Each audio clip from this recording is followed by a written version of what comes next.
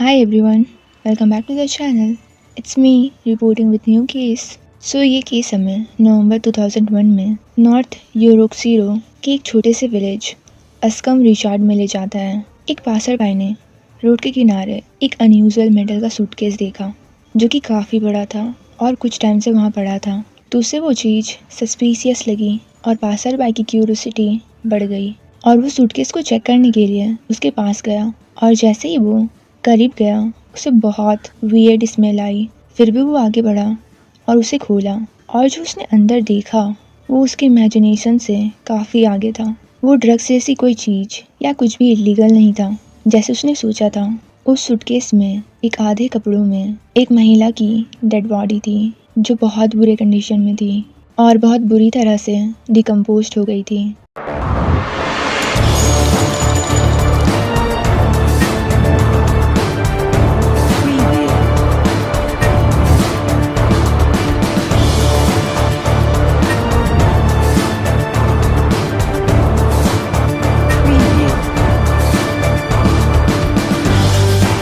नवंबर 2001 police को scene पर बुलाया गया। हावेवर भारी बारिश और खराब लाइटिंग के कारण उन्होंने क्राइम सीन को दूषित होने से बचाने के लिए अपनी इन्वेस्टिगेशन पोस्टपोन कर दी।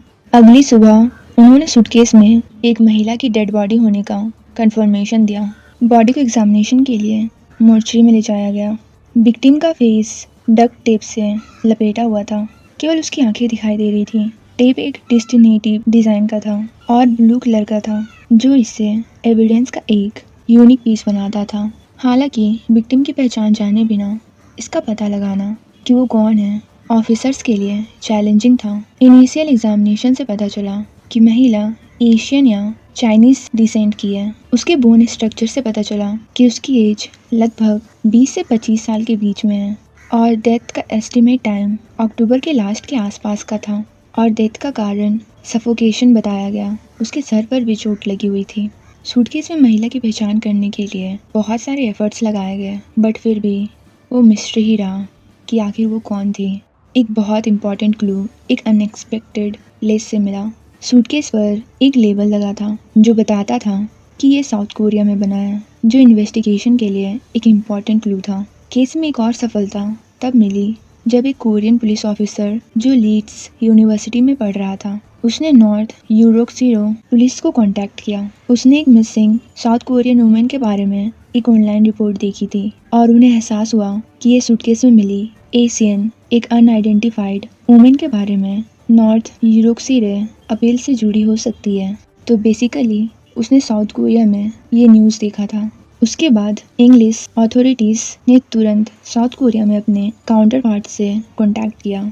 उसी टाइम साउथ कोरिया पुलिस एक यंग वुमेन जिन हाउ जून के मिसिंग होने की इन्वेस्टिगेशन कर रही थी जिसकी एज लगभग उस सूटकेस वाली वुमेन के साथ मैच हो रही थी। जिन हाउ जून एक 21 इयर्स की स्टूडेंट थी जो फ्रांस में फ्रेंच लिटरेचर पढ़ रही थी। उसने अपनी फैमिली को इन्फॉर्म किया था कि वो एक छोटी सी ट्रिप के लिए इंग्लैंड जा रही है। हावेवर 24 अक्टूबर को इंग्लैंड जाने के बाद 27 अक्टूबर को वापस आने का प्लान के साथ वो बिना किसी ट्रेस के गायब हो गई। उसके परेशान फैमिली ने उसके मिसिंग होने की रिपोर्ट की। जब उसका कोई पता नहीं चला उसके फैमिली ने उसके रूम के लैंडलॉर्ड के साथ कांटेक्ट किया जो 31 इयर्स का था और उसका नाम किम क्यूसू था, जिसने जिन हाउजून को ईगल स्ट्रीट पर एक फ्लाइट ट्रेन पर दिया था जिन हाउजून के लापता होने के दौरान। और जब जिन हाउजून लापता हो गई थी तो वो उसी के फ्लैट में रेंट पर थी जो कि ईगल स्ट्रीट पर था। बट किम क्यूसू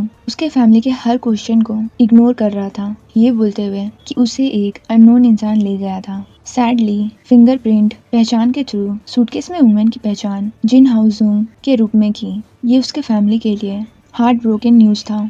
एक रिलैक्सिंग ट्रिप एक नाइटमेयर में बदल गया था। पूरा केस अब ये समझने पर फोकस हो गया कि एक्चुअली में क्या हुआ, कैसे एक ऑर्डिनरी सी दिखने वाली लॉजिंग अरेंजमेंट से इतनी हॉरिफिक परिणाम तक पहुंच गई।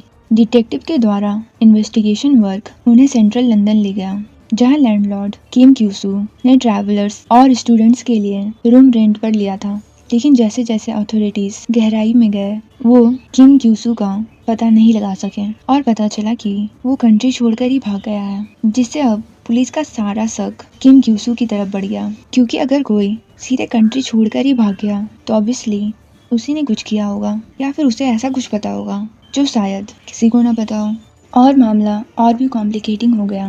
लंदन जाने के बाद पता चला कि लंदन पुलिस भी सूरी यूनिवर्सिटी की एक दूसरी लापता स्टूडेंट के कनेक्ट में किम क्यूसू की तलाश कर रही है। Her name was song in here, जो ईस्ट लंदन की ट्रिप के बाद गायब हो गई थी, और उसका लैंडलॉर्ड भी किम क्यूसू था। और वो दावा कर रहा था कि सॉन्ग इन हिया एक ट्रिप पर गई थी और फिर कभी वापस नहीं लौटी।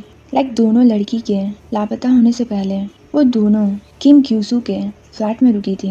इन ओवरलैपिंग मिस्ट्रीज ने किम क्यूसू की एक बहुत अलग इमेज बना दी। एक ऐसा इंसान जो बाहर से बहुत ज़्यादा फ्रेंडली है, बट वो अंदर से कुछ और ही था, जो अब कई लापता पर्सन्स के मामले का हिस्सा बन गया था। 2 गर्ल्स लापता हो गई थी, जिनमें से एक को डेड पाया गया और दोनों का किम क्यूसू से कनेक्शन था। वो दोनों उसके फ्लैट में रुके थे। ये कनेक्शन इतना स्ट्रॉन्ग था कि कोई कोइंसिडेंस होना पॉसिबल नहीं था। पुलिस ने उसके ईगल स्ट्रीट वाले फ्लैट की तलाशी ली, जहां जिन हाउजुंग आखिरी बार रुकी थी। दीवार और फ्लोर पर खून के धब्बे मिले। बाद में इसका कंफर्मेशन हुआ कि ये जिन हाउजुंग का है। साथ ही अलमारी में डिकम्पोजिशन के निशानों से पता चलता है कि सूटकेस में रखे जाने से पहले बॉडी को यहीं रखा गया था। उसके बाद किम क्यूसू की एक्स गर्लफ्रेंड से पूछताछ में पता चला कि वो इन सारी चीज़ों के बारे में कुछ नहीं जानती है, और उसे ये भी नहीं पता था कि उसका ठिकाना कहाँ है और वो अकेला रह रहा है। इंटरेस्टिंग बात यह है कि पुलिस को उसकी एक्स गर्लफ्रेंड के प्लेस पर टेप का एक रोल मिला, जो कि जिन हाउजुंग का दम घोटने के लिए यूज़ किए गए टेप से मैच हो रहा था। उसने क्लेम किया कि उसने पर्सनल यूज़ के लिए टेप खरीदा था, लेकिन देखा कि एक सिग्निफिकेंट अमाउंट गायब था। आगे के इन्वेस्टिगेशन से सस्पिशियस बैंक विड्रॉल्स का पता चला। जिन हाउजुंग और सोंग हिनिया के अकाउंट से उसके गायब होने के बाद ट्रांजैक्शन की ट्रैकिंग गायब होने की सूचना मिलने के बाद पुलिस एक ट्रैवल एजेंट और एक कार रेंटल शॉप तक पहुंची। किम क्यूसू ने नवंबर में 600 माइल से अधिक की ट्रिप के लिए एक कार रेंट पर ली थी। पुलिस का मानना था कि वो जिन हाउजुंग की डेड बॉडी को ठिकाने लगाने के लिए गया होगा। उसके डीएनए के निशान कार में पाए गए। फिर उन्हें ट्रैवल एजेंसी से पता चला कि किम क्यूसू ने टोरंटो के लिए एक फ्लैट बुक की थी। इससे पुलिस को ये डर हो गया कि कहीं वो पकड़े जाने से बच न जाए, क्योंकि पुलिस के पास अभी भी उसे पकड़ने के लिए सॉलिड एविडेंस नहीं था, और उसे ट्रायल के लिए वापस उसके कंट्री में लाने के लिए भी कोई भी सॉलिड एविडेंस नहीं था। बट सडनली कुछ ऐसा चमत्कार हुआ कि फॉर्च्यून ने इन्वेस्टिगेशन का फेवर किया जब उन्हें पता चला कि किम क्यूसू लंदन लौट रहा है। पुलिस ने उसके लंदन पहुंचने पर तुरंत उसे नहीं पकड़ा। इसके बजाय उन्होंने उसे ट्रैक किया और इवेंचुअली 21 जनवरी 2002 को किम क्यूसू को एक इंटरनेट कैफे में पकड़ लिया गया। फाइनली उसे कस्टडी में ले लिया गया और पुलिस जिन हाउजुंग की मौत की घटना को एक साथ जोड़कर आगे बढ़ सकी, और उन्हें ये भी होप था कि सॉन्ग इन हिया के केस को भी अब हम सॉल्व कर पाएंगे। ये अरेस्ट उस मामले में एक इम्पॉर्टेंट सफलता है जो एक लापता इंसान की इन्वेस्टिगेशन से लेकर एक सस्पेक्टिव मर्डरर की तलाश तक तेजी से बढ़ा था। फिर पुलिस ने किम क्यूसू के बैकग्राउंड के बारे में पता लगाया कि आखिर ये इंसान कौन है, तो उन्हें पता चला कि किम क्यूसू का लाइफ काफ़ी हद तक एक मिस्ट्री था, जिसमें साउथ कोरिया में उनके अर्ली ईयर्स के बारे में बहुत कम जानकारी थी। ये पता था कि डाइवोर्स के बाद सितंबर 2000 में किम क्यूसू साउथ कोरिया छोड़ दिया था और इंग्लिश की स्टडी के लिए लंदन चला गया था, लेकिन 20 अक्टूबर 2001 तक अनस्पेसिफाइड रीज़न से उन्होंने अपनी पढ़ाई छोड़ दी और लंदन में प्रॉपर्टीज को रेंट पर देने का काम शुरू कर दिया। और वो ज़्यादातर ईगल स्ट्रीट पर ही प्रॉपर्टीज को रेंट पर देता था, और वो मेनली एशियन ट्रैवलर्स और एशियन स्टूडेंट्स को प्रॉपर्टीज रेंट पर देता था। वो लोग जो किम क्यूसू को एक लैंडलॉर्ड के रूप में जानते थे, उन्हें ये पता था कि किम क्यूसू एक काइंड, हेल्पफुल और हमेशा खुश रहने वाला इंसान है।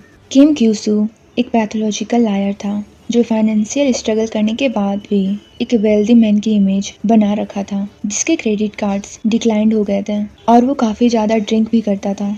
और उसकी जो गर्लफ्रेंड थी वो उससे काफ़ी ज़्यादा छोटी थी, और उसे भी उसके इस इमेज के बारे में नहीं पता था, क्योंकि किम क्यूसू ने उसके सामने भी एक वेल्दी मैन का इमेज प्रेजेंट किया था। और अगर हम लोग इन सारी चीज़ों को मिलाकर सोचें तो उसके इस क्राइम का मोटिव फाइनेंशियल अनस्टेबिलिटी हो सकता है। कस्टडी में किम क्यूसू, जिन हाउजुंग या सोंग इनहिया के बारे में कोई भी जानकारी देने में अनकोऑपरेटिव रहा। बेल के लिए उसकी रिक्वेस्ट को कोर्ट ने डिनाई कर दिया। उसे तब तक कस्टडी में रखा गया जब तक कि उसका ट्रायल शुरू नहीं हुआ। उसका ट्रायल उस महीने की 28 को स्टार्ट हुआ। हाउएवर प्रोसिक्यूशन को जिन हाउजुंग और सोंग इनहिया के लापता होने के बीच कनेक्शन को स्ट्रॉन्ग करने का चैलेंजेस का सामना करना पड़ा। उन्हें एक सिग्निफिकेंट सफलता मार्च 2002 में मिली। किम के अरेस्ट होने के 2 महीने बाद किम के प्रॉपर्टी पर काम करने वाले एक वर्कर ने बाथरूम का रिनोवेटिंग करते टाइम लार्ज नंबर में मक्खियों का झुंड और बाथरूम के फर्श के नीचे से आ रही दुर्गंध का डिस्कवर्ड किया तो उसने तुरंत पुलिस को अलर्ट कर दिया और उन्होंने इन्वेस्टिगेशन शुरू कर दी। शुरू में ऐसा लगा